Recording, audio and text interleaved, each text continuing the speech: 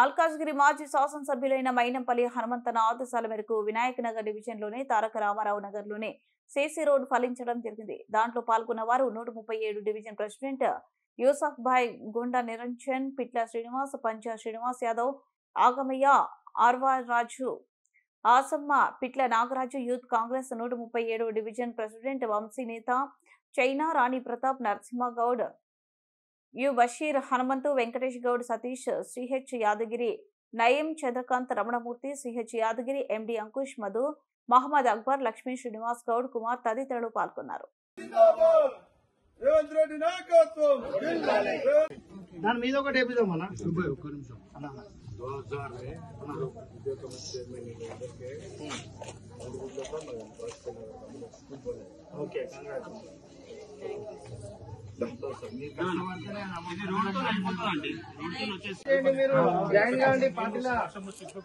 ఎందుకంటే ఇంకా 10 ఏళ్ళు మన గవర్నమెంట్ ఉంటుంది. నేను కలుస్తా మీకు వచ్చి అన్న తీసుకోవడం.